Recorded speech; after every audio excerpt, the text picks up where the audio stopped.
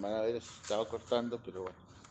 Bien, hermanos queridos, vamos a leer Segunda de Pedro, capítulo 1, versículo 3 en adelante.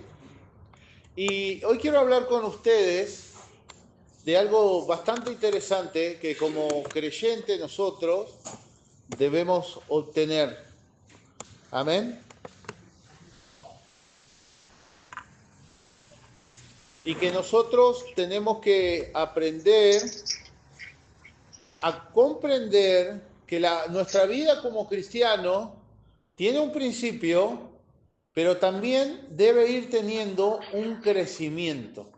Amén.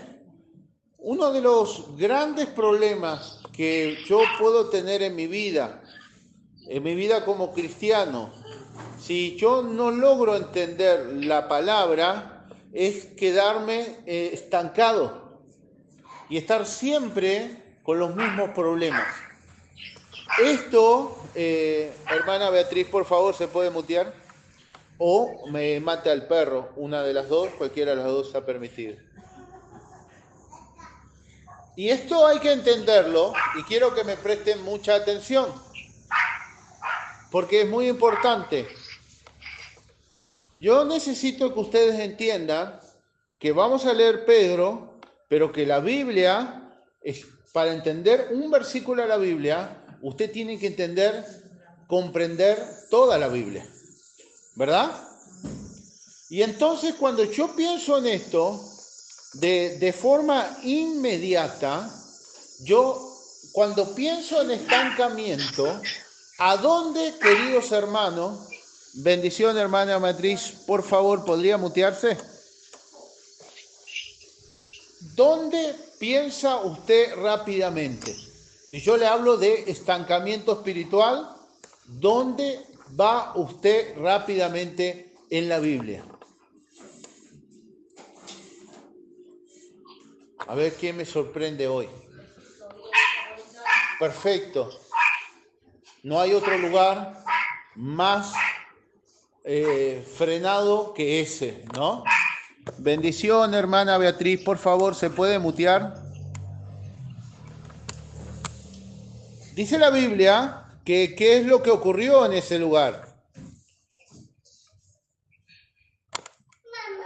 Dice que el pueblo, cuando Dios nos llama a todos nosotros, debemos entender que Dios nos llama para cosas grandes. Esto en las iglesias se repite a por montones. Dios te llamó para cosas grandes, ¿verdad? Algunos lo creen, otros lo dudan, otros no lo creen. Quiero decirle que Dios llama para cosas grandes a todos, ¿verdad? No hay ninguno de nosotros que pueda decir, Dios no me llamó para cosas grandes. Porque el llamado de Dios es universal, es para todo. ¿Dónde está reflejado esto, pastor? En la Biblia. De tal manera amó Dios al mundo que entregó a su único hijo. Por favor, hermana Beatriz, ¿se puede mutear, por favor? Hermana Beatriz, ¿se puede mutear, por favor? Me parece que no me escucha. Hermana Beatriz, ¿se puede mutear, por favor?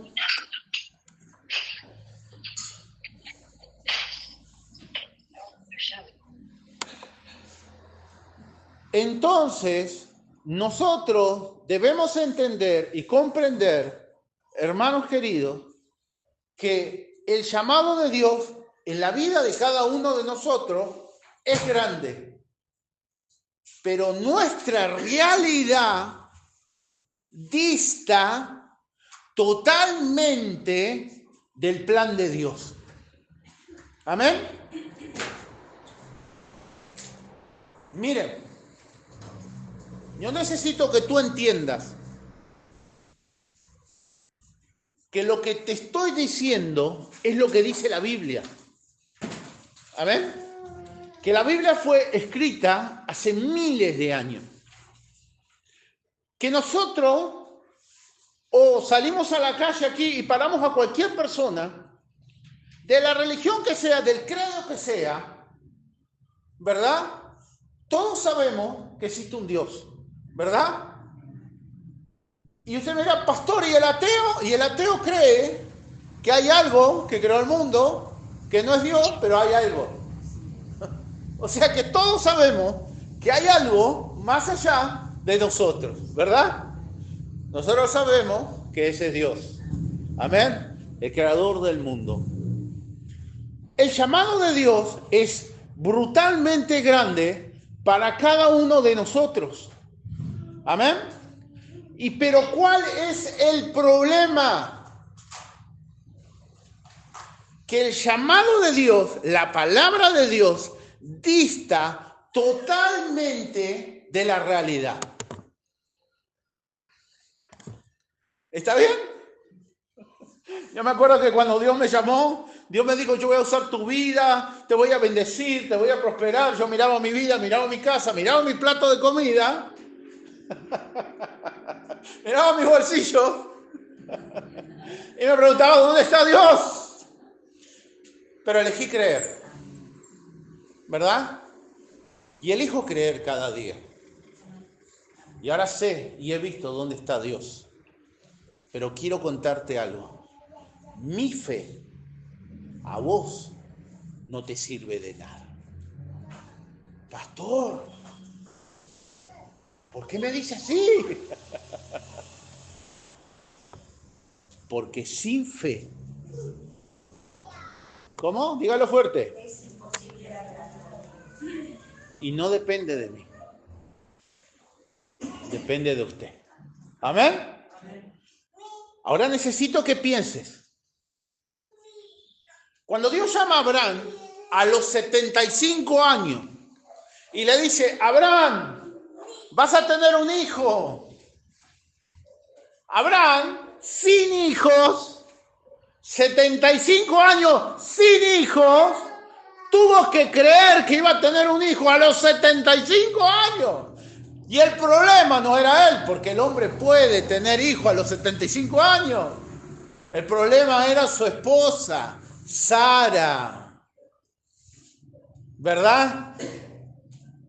Pero él le creyó a Dios. Y entró a la carpa, porque no era habitación, era una carpa, y le dijo a su esposa, ¿sabes? Vamos a tener un hijo. ¿Qué dijo Sara? Se rió. ¿Estuvo mal? Bueno, sí, cualquiera diría aquí, qué pecadora. Pero lo que Sara hizo se llama lógica. Sara le dijo, ¿acaso tú no sabes? Está escrito en la Biblia que ya no tengo el asunto de las mujeres. Claro, usó la lógica. ¿Está bien? Cuando Dios nos llama y nos dice, voy a hacer grandes cosas con tu vida, y tú te miras al espejo y dices, capaz que era para el hermano. ¿Verdad? Pero para poder creer en estas cosas, tú tienes que entender que la gran virtud de la fe es que es ciega, que no tienes que ver, que nunca se nos dijo a nosotros que nos veamos nosotros mismos, sino que Hebreos capítulo 12 dice que pongamos los ojos ¿en quién? En Jesús. Bien. Entonces, Dios le habla a Abraham, Dios le habla a José, Dios le habla a David, Dios le habla a cada uno de sus hijos, pero lo tremendo es la situación en la que le habla. Hablábamos el otro día de Gedeón. Dios lo llama y Gedeón estaba juntando la comida de la basura prácticamente. Y Dios le dice que iba a hacer cosas grandes y Gedeón dice, ¿cómo? ¿De qué me estás hablando? Porque el desafío del creyente es creer en Dios, no en ti. Hebreos capítulo 11 dice que la fe es la convicción de lo que espero. Yo espero que Dios haga algo con mi vida. ¿Usted? Pero la certeza de que no veo nada. De que veo mi vida, veo mi casa y veo que está difícil. Y ahí viene Dios, a través de la Biblia, me habla y me dice, para mí no hay nada difícil. Para mí no hay nada imposible.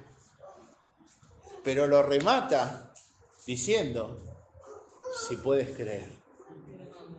Esto está escrito en la Biblia, no es una cosa que yo le estoy inventando. Entonces el desafío no es lo que Dios pueda hacer en tu vida, sino lo que tú puedas creer. Y el gran peligro del estancamiento, quiero contarte que el plan de Dios, cuando uno empieza a estudiar la Biblia, al principio, cuando lee la historia de Moisés, sin duda, lo primero que lo deja impactado es que el mar se abrió en 12, que el pueblo pasó, y wow, ¿verdad?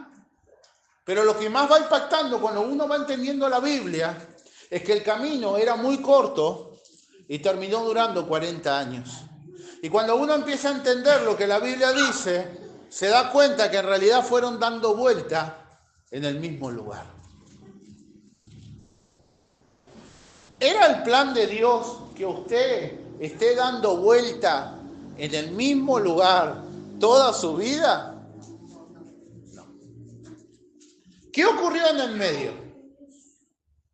¿Por qué esquivaban y daban vuelta? Dice la palabra que cuando iban a tal lado y había un pueblo que era más grande y el pueblo no creía, Dios lo tenía que hacer desviar. No porque Dios no podía haber exterminado a ese pueblo, sino porque ellos no podían creer. Y era tremendo, porque Dios le daba el maná, igual no creían. Dios le daba el agua, no creían. Dios le daba carne, no creían. Dudaban todo el tiempo. Cuando yo era un incrédulo y empecé a leer la Biblia, decía, qué gente incrédula, qué gente rebelde. Cuando la empecé a entender, me di cuenta de que ese era yo, de que ese somos nosotros, cuando no entendemos lo que la palabra nos manda. Amén. Pasado el tiempo, mientras más estudio la Biblia, y esto se lo puedo discutir a quien sea, la gran dificultad de ser cristiano, mira, usted puede ser cualquier cosa, pero ser cristiano es lo más complejo que hay. Y esto hay que decirlo. ¿Por qué? Porque Jesús dijo, mira, en el mundo el camino es ancho y espacioso, tú puedes andar como quieras, pero mi camino es angosto. Tienes que caminar derecho. Y la palabra vino a tu vida para enderezar lo que se salga del camino. Y entonces cuando tú caminas todo así en tu vida y vienes a Cristo y quieres seguir caminando a tu manera mal, la palabra misma, Dios se encarga de hacer que la misma palabra te enderece. Amén. Ahí es cuando el cristiano dice, ¿para qué ahora? ¿Para qué voy a la iglesia? Al final ahora, no se puede hacer esto, no se puede hacer lo otro. No, ¿verdad? ¿Verdad? Porque este camino va a la salvación. Y es lo que a veces no se entiende, porque se predica, Dios te va a dar esto, Dios te va a dar lo otro. Yo creo en la profecía, yo creo.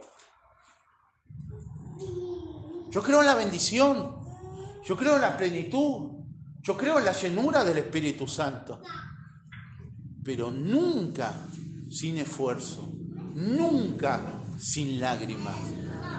Pastor, ¿por qué no dice que hoy es noche de gloria y que usted viene y se saca del pozo y me lo tira y un viento del Espíritu Santo me llena y mi vida cambia? Y salgo de acá y paso un auto y se le cae una bolsa con plata. ¿Algo más, querés? ¿Sería lo más lindo, pastor? No. ¿No? No. Sería lo más fácil. No es lo más fácil. Es fácil. Le voy a contar un testimonio. Eso pensaba yo. Pasaba el tiempo, la bendición no venía. Pasaba el tiempo, la bendición no venía. Renegaba. Le contaba el sábado a mis hermanos de allá de Puerto Madryn que un día agarré mi Biblia, que ahora voy a subir esa prédica, se las grabé. Y agarré mi Biblia, la rompí, así, mire. Un hermano me dijo, y le conté un testimonio yo, que cuando estaba solo al costado de mi casa, pasó un hombre, un anciano, y me dijo, te quiero dar un regalo. Y me dio una Biblia y se fue. Yo no conocía el Evangelio, no conocía nada. Esa Biblia fue la que yo agarré, leí, y acá estamos. Y entonces un hermano me dijo, pastor, ¿dónde está esa Biblia? Y tuve que agachar la cabeza y decirle, la rompí. Y el hermano me miró y dijo, ¿cómo rompe la palabra? Y le dije, no, tranquilo, ¿sabes? Esto es solo un libro, estos son hojas. La palabra es lo que está acá.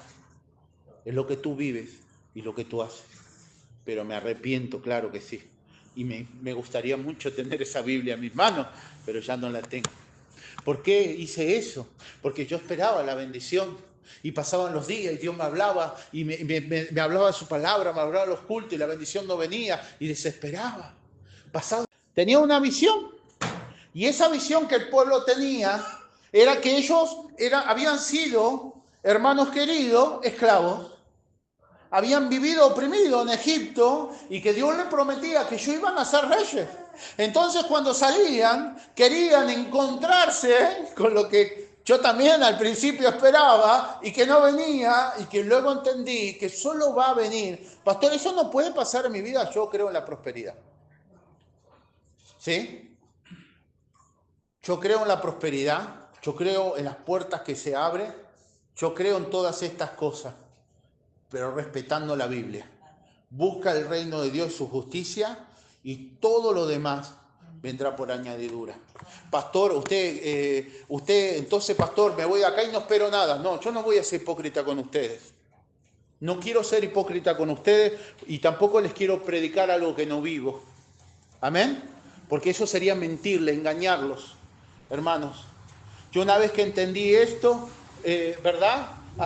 Yo ya no voy detrás de nada. Las cosas vienen detrás mío. Quiero contarlo. Pastor, ¿qué se cree? Nada, un hijo de Dios como usted. Y insistirle a usted que haga la voluntad de Dios para que Dios lo bendiga mucho, porque es lo que anhelo. Y que usted le comparta a otro y así, gloria a Dios. Amén. Y eso es la fe, se comparte. Amén. Pero es la tuya la que tiene que creer. Yo una vez que entendí estas cosas, ¿verdad? A veces, yo he contado este testimonio. A veces las personas venían y decían, hola, sí, hola Pablo, mira, necesitaba trabajo, ¿verdad? Y te cuento un testimonio, para si alguno quiere prosperar, yo creo en la prosperidad, ¿eh? Y por favor, no necesito que usted me traiga 100.000 pesos acá a mí para que usted prospere, ¿eh? Si usted quiere darle a los hermanos, gloria a Dios. Y entonces yo me puse a orar y a buscar a las noches. Y luego vino mi hermano, que lo entiendo, por favor, no vaya usted a creer que mi hermano lo usa el enemigo, pero usa la lógica. La fe y la lógica no van juntas. Y me dice, ¿por qué no salí a buscar trabajo? En vez de estar a las noches acá orando toda la noche, le digo, ¿sabes qué pasa? Que tengo que orar para ver dónde Dios quiere que trabaje, ¿verdad? Y pasado 2, 3 semanas, ¿verdad? Se enojó conmigo y habló con mi madre y dijo, no, bueno, pero tu hermano está orando. A la tercera semana Dios me habló y me dijo, vete a tal lado, ¿verdad? Y ahí Dios me dio un trabajo. Ese trabajo es el que me mantengo hasta el día de hoy. Y aquí no sabe quién trabaja conmigo, muy cómodamente. ¿Verdad? Y ya yo no busco trabajo, a mí me llama y dice, hola, me dio tu número fulano, necesito, no sé quién es fulano. Las puertas se abren de esta manera, ¿verdad? Así se abren las puertas y voy y trabajo. Dios no me va a regalar, no, nunca, Dios nunca me va a regalar nada, nunca. Si salgo acá afuera y se cae de un auto, se cae una bolsa de dinero, la agarro, salgo corriendo para decirle, hey, se te cayó esto, porque eso no es una bendición. Yo trabajo y con el esfuerzo, con el sudor de mi frente, me gano el dinero. Ahora entendí que pensando puedo ganar un poco más que poniendo las manos. Bueno, ahí tú tienes que entender que tienes que tener una responsabilidad extra. ¿Está usted dispuesto a pagar el precio? Hágalo. Y si no, gloria a Dios, trabaje. Pero todo para la gloria del Señor. Bien, entonces, hermanos queridos, ¿sabe usted que este pueblo le había costado mucho porque ellos salieron y esperaban esto? Lo que todos esperamos. Y yo lo entiendo. ¿Por qué? Porque al principio, cuando yo llegué al Señor, estaba desesperado. Y yo necesitaba una respuesta rápida, ¿verdad? ¿Quién no quiere que Dios lo bendiga ya? ¿Verdad? A veces un hermano me decía, pastor, se imagine que el Señor sea como la lámpara de Aladino. ¿No? Voy a la iglesia, levanto la mano, froto la lámpara. ¿Qué quiere? Tal cosa. ¡Pum! Sería tan fácil. Pero no sería fe. ¿Amén?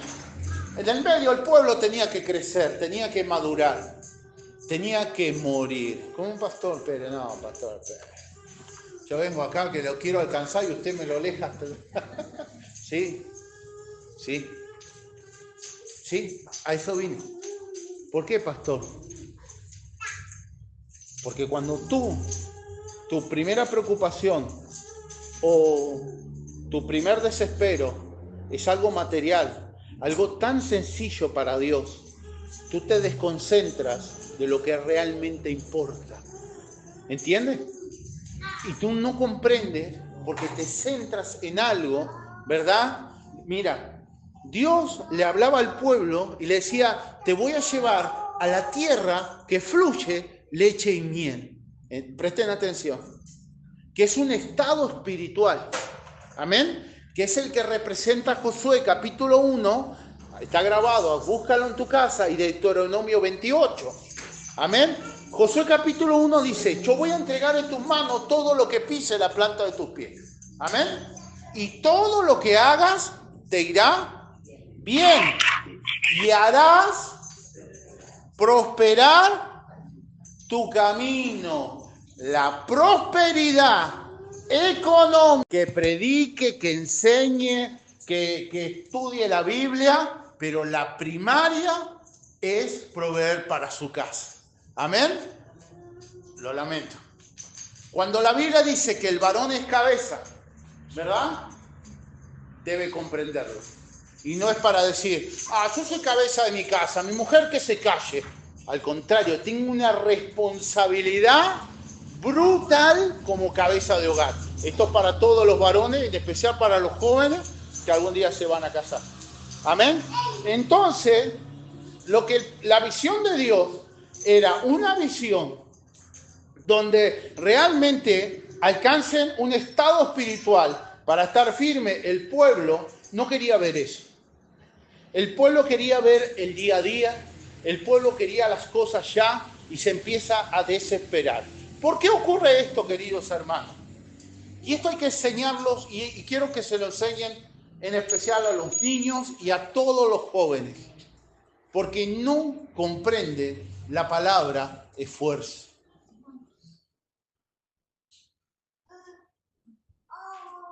¿Amén? Esfuerzo. ¿Hasta dónde, pastor? Hasta que no des más. No es idea mía, Yo le voy a enseñar algo.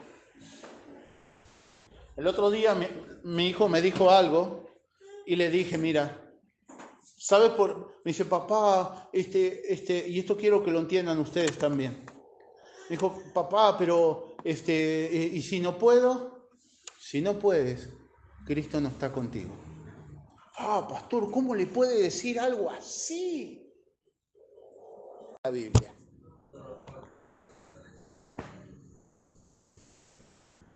¿Qué más dice la Biblia? Respóndame por la Biblia para que vean que el pastor no es un psicópata. Que Dios nunca va a poner delante mío algo que no pueda superar. Amén.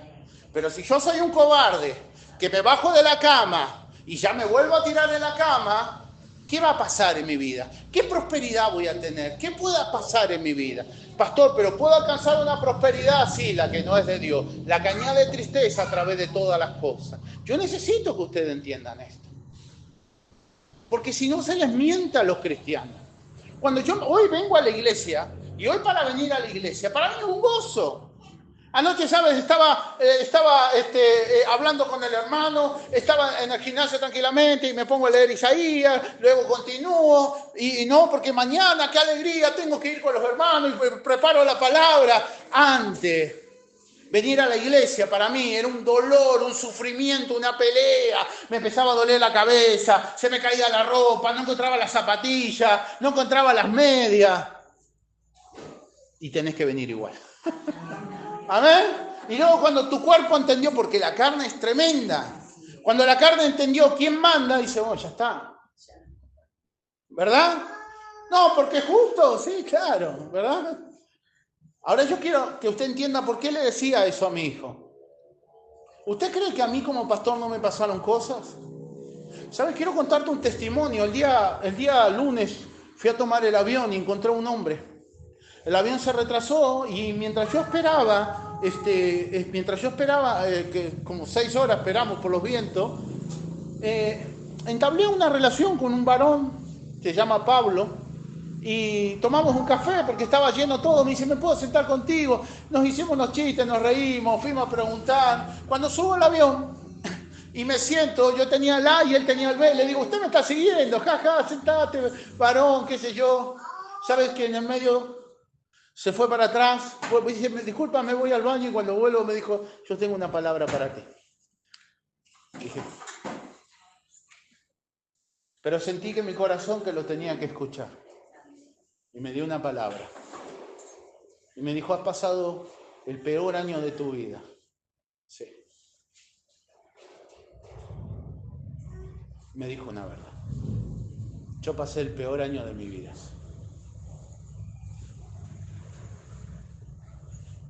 ¿Se imaginan si hubiese cerrado esa puerta?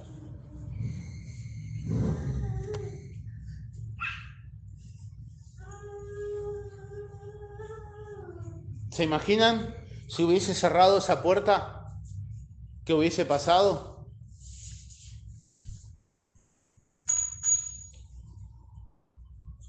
¿Entienden por qué hay que aguantar? Solo no, eso es vanidad, aferrado de Jesús.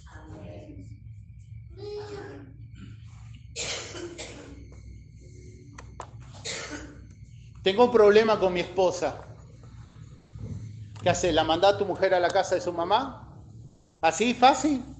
¿Así? ¿Una familia así? ¿Así se sostiene una familia? ¿Quién me responde? Hay que aguantar. Hay que aferrarse a Cristo y hay que aguantar. ¿Sí o no? ¿Sí o no? ¿O estoy hablando cosas que no son? ¿Por qué? Porque la Biblia dice, resistid al diablo y el diablo huirá de vos. Muy pocas personas sabían que pasé el peor año de mi vida. Este varón me dio una palabra, me dijo, pero Dios te va a recompensar porque fuiste fiel. Me quebró al medio. Eso no empezaba a contártelo, pero para que tú entiendas por qué hay que generar en los cristianos resistencia. ¿Por qué? Porque el apóstol Pablo dijo, si no desmaya. ¿Qué? ¿Cómo? ¡Fuerte! Cosecharás. O sea que antes de cosechar, puedo sentir que voy a desmayar. Y si esto nos enseña la Biblia, tenemos cristianos de 6 meses. 6 meses en la iglesia, todos los sábados, gloria a Dios, y luego al costado del camino.